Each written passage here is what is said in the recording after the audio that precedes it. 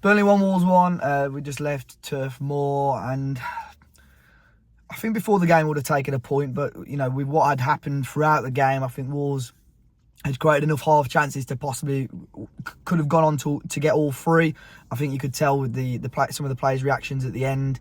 I think Cunha, João Gomez, I think they know we could have got all three as well. But ultimately, it's an okay point on the road. Burnley now 4 unbeaten. 3 games before this where they'd started to pick up a little bit of form.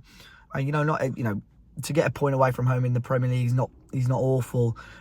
Really intriguing lineup by Gary O'Neill today. Ultimately starting with 4 fullbacks on the pitch. Semedo and Doc taking on the right hand side. Ryan Aït-Nouri and Hugo Bueno taking on the left. And at times it worked, at times it didn't work. I felt going forward, sometimes we looked okay. Semedo, predominantly in the first half, driving forward with the ball, and he looked pretty decent.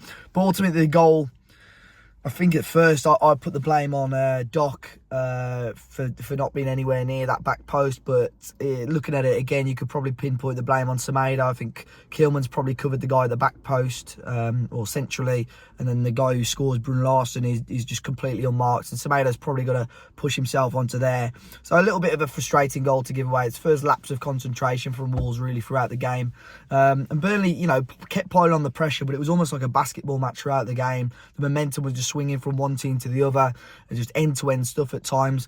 And thankfully we got the goal. Ryan Aït-Nouri, some really hard work to drive the ball up the pitch, some fantastic trickery and skills, wins us a free kick, and then Pablo Sarabia from the resulting free kick whips it in, and Aït-Nouri scores the resulting header. So to get ourselves back level in the game, I think, was crucial. Second half though, again, very, very similar to the first. I think we had a little bit more control at times, but it was very stop-start. Referee was, didn't really allow the game to flow.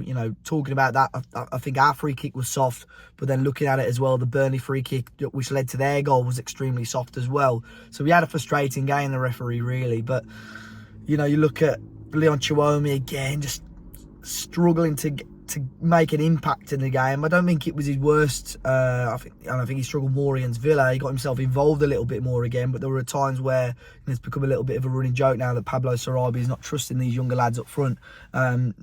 Again, I think it was the same today, but when ultimately he got subbed off for Matheus Cunha, that was one of the loudest cheers of the night from the Wolves end, because obviously he's going to be a big boost for Wolves long term. Again, I'm probably not expecting him to start against West Ham, but if we can get him a similar sort of amount of minutes, or maybe start the game and get about 50 minutes out of him, because we only got about 20 out of him today, that would be obviously a big boost for Wolves. But we had chances to win it.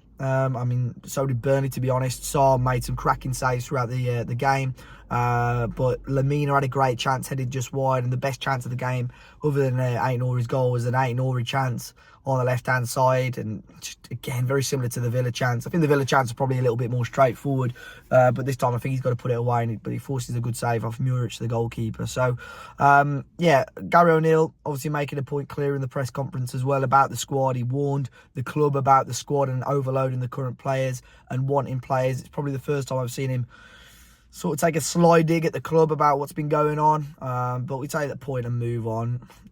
Not a fantastic performance, but by no means the worst performance of the season. We're back at Molineux on Saturday. Fingers crossed we can get back to winning ways. If you manage to catch the game, let me know your thoughts in the comment section down below. Hit the like button, subscribe to the channel, guys, and I'll catch you soon.